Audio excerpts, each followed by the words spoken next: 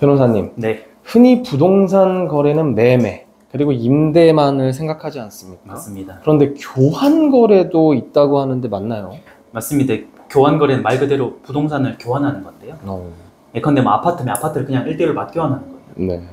근데 우리가 흔히 자주 하는 게 매매랑 임대이기 때문에 마치 법률상 두 가지만 있는 것처럼 생각하지만 그거 외에도 법률상 교환 거래가 엄연히 규정이 돼 있거든요. 그래서 이런 교환 거래는 왜 하는지, 그리고 합법적인지, 매매와 어떤 점이 다른지 지금부터 말씀드리겠습니다. 네, 변호사님, 부동산도 맞교환이 가능하다고 방금 말씀을 해주셨는데 이게 법률상 맞교환을 하는 게 허용이 되는 건가요? 됩니다. 이게 불법이라고 볼 수 없고요. 위법 사항도 아니고 전형 계약 중에 하나예요. 그래서 민법 596조의 규정이 있는데요. 이게 실무에서 자주 없어서 그렇지 엄연히 법률상 허용되고 있는 거래입니다. 이 가격이 같으면 돈 없이 그냥 맞교환하면 되는데 그렇죠. 가격이 다르면 차익을 현금으로 이렇게 줘야 되지 않나요? 당연하죠. 경제적으로는 당연히 차익을 현금으로 줘야 되고요. 아파트 가격이라는 게 아무리 동호수가 똑같아도 완전히 똑같은 경우는 없잖아요. 네. 그래서 무조건 차익을 생길 수밖에 없는데 이 차익이 현금을 얹어주는 거잖아요. 그래서 이거를 이제 교환이랑 구별해서 교환 매매라고 하거든요. 그러니까 교환이랑 매매가 동시에 일어나는 거예요. 네. 이거는 처음 말씀드렸던 교환 거래하고 다르게 민법 597조에 따로 규정이 있어요. 그래서 가치가 완전히 동일하면은 교환 계약이 되는 거고, 네. 가치가 조금이라도 다르면은 교환 매매 계약이 되는 거죠. 그럼 현실에서 교환 매매는 왜 필요한 건가요? 일반 매매에 비해서 뭐 장점이 있다거나 이런 게 있나요? 일단은 돈이 적게 든다는 게 제일 큰 장점이고요. 우리가 뭔가 매도를 해놓고 매수를 하거나 네. 매수를 먼저 하고 매도를 하면은 교환 돈이 한번 와야 되잖아요. 대출도 받아야 되고. 네. 근데 교환 매매를 하면 차익만 돈을 준비하면 되니까 현금이 많이 들지 않고, 그 다음에 대출을 많이 받을 필요도 없는 거죠. 네. 그래서 대출이 안 나오거나 현금이 부족한 사람들, 그리고 바로 이제 매도랑 매수랑 동시에 하길 원하는 사람은 교환 매매에 대한 유혹이 생기는 거고요. 네. 그 다음에 이제 매도와 매수가 동시에 일어나기 때문에 시간도 절약되고 비용도 절약되고, 그 다음에 복비라고 하잖아요. 중개수수료. 네. 이게 이제 원래는 매도할 때 한 번, 매수할 때 한 번, 두 번 내야 되는데 공인중개사 법에 따르면 교환 매매는 한 번만 내면 돼요.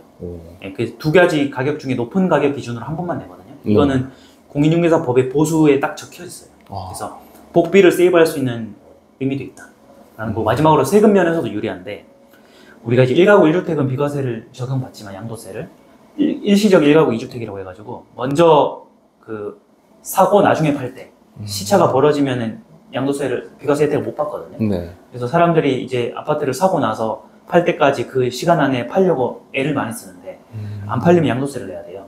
근데 교환 매매는 매수와 매수가 동시에 일어나니까 네. 시차가 짧잖아요. 그러니까는 1가구 2주택 비과세 혜택을 받기 좋은 거죠. 그래서 정리하면은 시간 비용을 절약할 수 있다는 거, 복비를 세이브할 수 있다는 거, 그 다음에 매수와 매도 간에 걸리는 시차를 줄여서 양도세 혜택을 받을 수 있다는 거. 이 세 가지 이유 때문에 이제 교환 매매나 교환이 있는 겁니다. 이런 장점이 있지만 그래도 일반 매매에 비해서 비중이 많지는 않은 것 같습니다. 저부터도 약간 생소한 내용들인 것 같은데요. 혹시나 어떤 문제나 뭐 위험 이런 게 있어서 그런 걸 수도 있지 않을까요?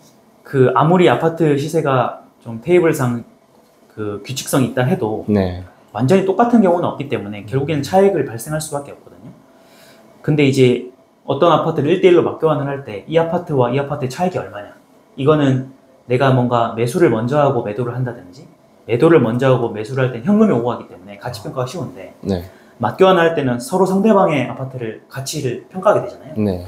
이렇게 이렇게 되면 이제 우리가 소유 효과라고 해가지고 보통 자기가 가진 물건을 높게 평가하는 경향이 있거든요.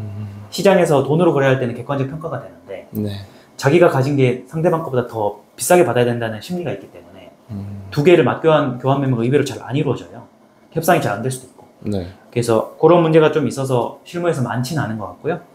다만 이제 아까 말씀드렸던 그런 장점이 있기 때문에 이용하려면 얼마든지 이용할 수 있다라는 거고, 법률상은 일반 매도에 비해서는 하자담보 책임이 좀 많이 일어나는 편이에요. 그러니까 시장에 나와 있는 걸 내가 물건을 산 경우하고 네. 교환을 했을 때는 서로 자기 물건은 깨끗하고 남의 물건 하자가 더 있다고 생각하게 되거든요. 그렇기 때문에 서로 한쪽에서 예를 들어 하자담보 책임을 물으면 여기 뭐 누수가 있다든지, 그럼 반대쪽에서 또 너 문제 있다 이렇게 나올 수 있기 때문에 양쪽에서 하자 분쟁이 좀 일어날 소지가 있다. 이런 게 이제 법률상 좀 흥결이 있습니다.